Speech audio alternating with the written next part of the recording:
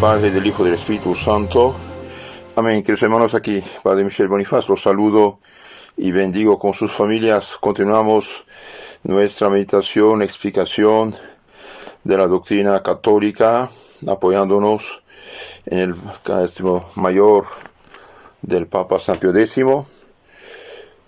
Preguntas 831 siguientes nos habla del matrimonio cristiano. Dice que el matrimonio es un santo sacramento, signo sagrado y eficaz de la gracia, instituido por Cristo nuestro Señor, que establece una santa e indisoluble unión entre el hombre y la mujer, y les da gracia, ayuda, protección divina para amarse uno a otro santamente y educar cristianamente a los hijos. Dios mismo estableció el matrimonio en el paraíso terrenal. En nuestro Señor, en el Nuevo Testamento, lo eleva a la dignidad de sacramento. El sacramento del matrimonio significa la indisoluble unión de Cristo con la Iglesia, su esposa y madre, nuestra amantísima. Veamos ahora un poco la espiritualidad del matrimonio, del punto de vista espiritual. El padre Philippon se escribe PH, Philippon, un padre dominico francés, escribió un libro maravilloso, extraordinario, Los sacramentos en la vida cristiana. Los sacramentos en la vida cristiana. Los que viven en México pueden conseguirlo en la editorial mexicana Éxodo, en la librería parroquial, etcétera. Los fieles que siguen la fraternidad San Pío X, ahí pueden, en las capillas de la fraternidad, pueden conseguir ese libro, o pedir a los padres pueden conseguirlo fácilmente. Es un libro maravilloso. En el capítulo 6 habla de nuestra vida familiar en Cristo. Cristo al fundar su iglesia, tuvo en cuenta el carácter eminentemente social del ser humano. Dos sacramentos, excediendo los horizontes personales de una vida humana, desempeñan en la Iglesia una verdadera función social de amplitud excepcional. Estos sacramentos son el matrimonio y el orden sacerdotal. Si se llega a ser padre o madre para su país y en vista de la ciudad de Dios, como se llega a ser sacerdote para toda la Iglesia de Cristo. Visto a la luz de la fe, en esas grandiosas perspectivas de la economía de la redención, el matrimonio en la Iglesia reviste el sentido y la grandeza de un sacerdocio. Ese sacramento es grande, dice San Pablo. En el pensamiento de Dios, la unión del hombre y la mujer posee un carácter sagrado. Escuchen bien esto. En el pensamiento de Dios, la unión del hombre y la mujer posee un carácter sagrado. La amistad conyugal, llamada a florecer en paternidad y en maternidad, permanece ordenada, ante todo, a la propagación del cuerpo místico de Cristo, a poblar de elegidos el cielo, a multiplicar los eviternos adoradores de la Trinidad. El hogar cristiano es el almacigo de los santos en el cual se prepara la ciudad de Dios. Es algo maravilloso esto. Entonces el matrimonio cristiano está destinado, ordenado, ante toda la propagación del cuerpo místico de Cristo, es decir, multiplicar los cristianos, los fieles de Cristo, los hermanos de Cristo en la tierra, poblar de elegidos al cielo y poblar el cielo de adoradores de la Santa Trinidad. El hogar cristiano es el almacigo de los santos en el cual se prepara la ciudad de Dios, dice Santo Agustín en su maravilloso libro llamado De la ciudad de Dios, libro 16:6. ¿Qué decir del amor cristiano? ¿Hay acaso necesidad de subrayar hasta qué punto de desviación se ha hundido el mundo disque moderno, más bien neopagano, en su concepción de la comunidad familiar, con su individualismo materialista y burgués? La encíclica del Papa Pío XI sobre el matrimonio del 31 de diciembre de 1930, bien, el Papa Pío XI escribió una encíclica especial sobre el matrimonio cristiano. Expone en esta encíclica, que aconsejo a todos de leer, de hecho, bajarla de internet, vale oro, Pío XI, Casti Connubii, sobre el matrimonio cristiano. Entonces el Papa en esta encíclica expone las tachas y las doctrinas perversas de nuestra disque civilización corrompida, decadente, neopagana, sobre este punto capital de la moral cristiana. Basta abrir los ojos al espectáculo de los innumerables pseudomatrimonios que pululan hasta en nuestros pueblos más apartados, para comprobar la decadencia de las costumbres familiares hasta un grado al cual probablemente aún no se había llegado desde la caída del Imperio Romano. Es verdad, el paganismo conoció problemas graves en la familia, la poligamia, el divorcio, la contracepción, el aborto, bajo mil formas diferentes. Esto todo había sido eliminado por la civilización cristiana, y ahora con la pérdida de la fe, hemos caído más bajo que los paganos. Las naciones cristianas mismas, en sus legislaciones, en sus costumbres, han seguido en su mayoría, de hecho, de derecho, la misma curva de decadencia. Y bien, este libro fue escrito hace unos 50 años. Hoy ya no queda nada, prácticamente nada, absolutamente nada. En todos los países católicos el divorcio está permitido, en muchos el aborto, de hecho, de derecho, está permitido, la unión libre, y ahora hasta reclaman, en varios, de hecho, reclaman matrimonio del mismo sexo, lo que era una absurdidad de primera. Razón de más para afirmar en su integridad y su esplendor el ideal humano y cristiano del matrimonio, del que han vuelto a encontrar pleno sentido las élites de nuestros movimientos de acción católica, queriendo a Cristo en el hogar como en toda su vida. El ideal humano del matrimonio es ya tan hermoso. Dos seres unen su personalidad, su cuerpo y alma para no hacer sino uno en la vida, comulgando en un mismo ideal de pensamiento y de amor, asociados de la manera más íntima posible de este mundo, en las mismas alegrías, en las mismas esperanzas, en los mismos dolores.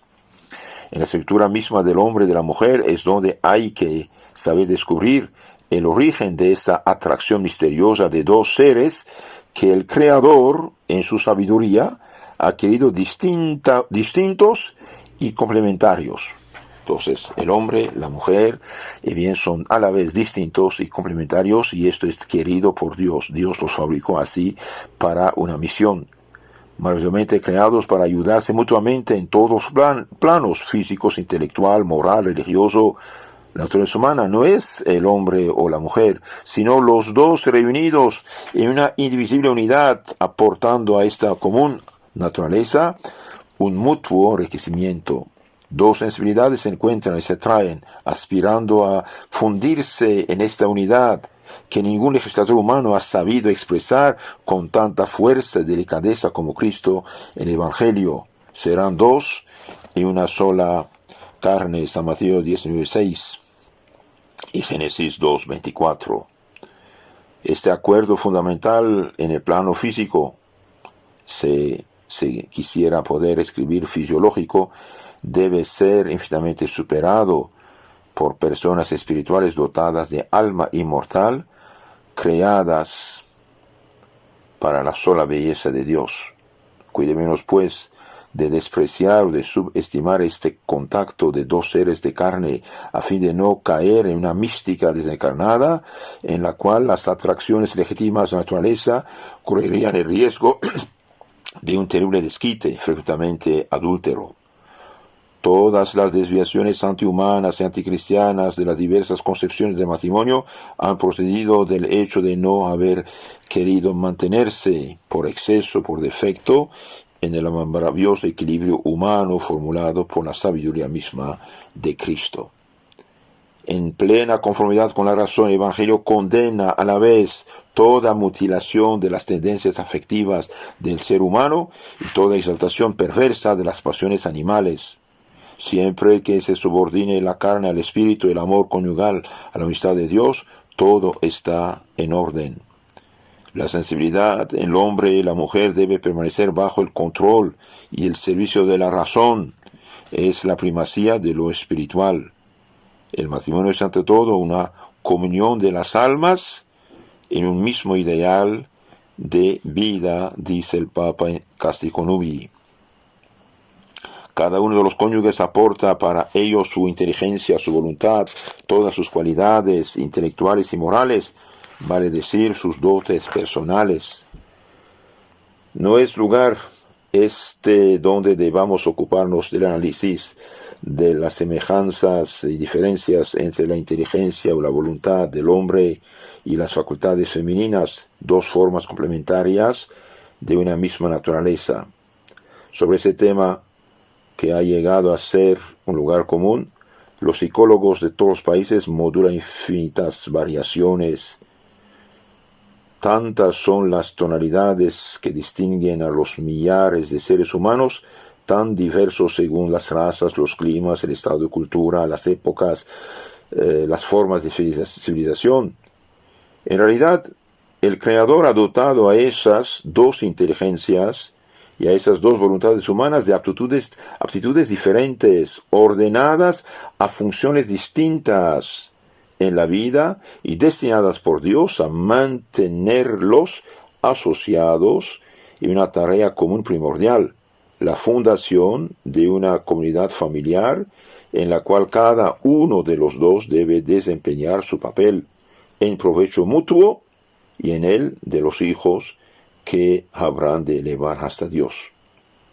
Todo es puesto en común con este objeto: sólido razonamiento y juicios, decisiones del hombre, intuiciones de la mujer y su genio de amor, trabajo encarnizado del padre y incansable abnegación de la madre, el sentido social que lleva al hombre fuera y el instinto del hogar al cual le vuelve una ternura que lo descansa de las fatigas de la jornada. Todas las preocupaciones del hombre desaparecen en presencia de la sonrisa y el afecto de una esposa fiel, su ayuda, dada por Dios para sostenerlo en la vida. Los hijos, a su vez, con la nota gozosa y cándida de sus fiestas, acaban de desarrugar las frentes preocupadas o angustiadas. En medio de las inevitables vicisitudes de una existencia siempre en lucha por el pan cotidiano, la familia es el refugio y el santuario de la dicha. Noten bien esto, hermanos. La familia es el refugio y el santuario de la dicha cristiana, siempre y cuando que los esposos vivan en gracia de Dios, en santidad y no en pecado mortal. Ahora digamos unas palabras acerca del ideal cristiano del matrimonio. Sin destruir nada de esos valores humanos, la ley de Cristo ha venido a dar al matrimonio una nueva dignidad de elevación infinita. En el Génesis, en la Biblia, nos refiere cómo desde que se trata de la creación del hombre y de la mujer, Dios nada ha querido dejar librado al azar. Es preciso volver a leer con frecuencia totalmente bíblica el relato de la formación de Adán y Eva para comprender con qué amor de predilección se ha inclinado el Creador sobre la primera pareja humana. Dios, surgiendo de su eternidad de recogimiento, dijo: hagamos al hombre a nuestra imagen y semejanza. Pensaba ya en ese rostro de hombre del Verbo encarnado, venido a habitar entre nosotros. Agregó Dios: no es bueno que el hombre esté solo, démosle una compañera que sea su auxiliar en todas las cosas. Génesis 2:18. Dios creó la primera mujer haciéndola surgir del costado del hombre como una criatura sacada de su propia sustancia que debía conservar de este misterioso origen una necesidad de retorno a esta profunda unidad. Ya el Hijo de Dios pensaba también en su futura madre, la Virgen María. El primer hombre, volviéndose con ternura a esta primera mujer, murmuró su dicha: «He aquí el hueso de mis huesos, la carne de mi carne». Génesis 2:23. ¿No era acaso la mujer la criatura más íntima que el Creador le había asociado? Conocemos el maravilloso estado de inocencia y de felicidad pura, la plenitud de ciencia y de sabiduría, la rectitud moral y los dones preternaturales que hicieron de esta primera pareja, antes de su caída, el tipo perfecto, el ideal anticipado del matrimonio cristiano. A su vez, Cristo, venido no para abolir la ley, sino para conducir a todos los seres del universo a su perfección suprema, ha elevado el contrato del matrimonio a la dignidad de sacramento, símbolo y fuente de la gracia divina, de la protección divina, de la santificación de los esposos. El pensamiento cristiano debe a San Pablo la revelación de ese simbolismo tan audaz que nos descubre en la intimidad de los esposos el signo de la unión de Cristo con su iglesia. Efesios 5:25. Como en los otros sacramentos, un triple simbolismo relaciona el matrimonio con el misterio de Cristo. Nos recuerda la dilección, el amor supremo del crucificado muriendo por su esposa en la iglesia. Significa el sentido profundo del amor conyugal entre los cristianos, un amor a imagen del de Cristo y de su iglesia, y a imitación suya, el don de sí hasta morir por ella. Cristo dio su vida y del costado de Cristo nacen los hijos de la iglesia mediante el bautismo. Prefigura en fin la unión consumada de Cristo con su iglesia en los esplendores de la gloria. Así el menos espiritual de los sacramentos, por sus efectos en el alma, lo sobrepuja a todos por la sublime audacia de su simbolismo. Nada en el mundo traduce con más fuerza el amor ardiente de Cristo por su iglesia como la apasionada ternura que mantiene unidos el hombre y la mujer en una sola carne. Como los otros sacramentos de la ley nueva, el matrimonio es a la vez signo y causa de la gracia. En el matrimonio cristiano, los esposos son ministros del sacramento. En el instante mismo en que los dos esposos cambian de manera visible ante el sacerdote el don mutuo de sus personas y de sus vidas, ahí está Cristo en medio de ellos, como instrumento de su gracia redentora, dándose él mismo a ellos y por ellos. Hace pasar por sus palabras y sus gestos su acción personal de Cristo, uniendo a estos bautizados ante la faz de su Padre con un amor indisoluble, con vistas a la fundación de un nuevo hogar. Queridos hermanos, es Cristo que bendice el amor cristiano, es Cristo que bendice la boda, es Cristo que bendice los esposos.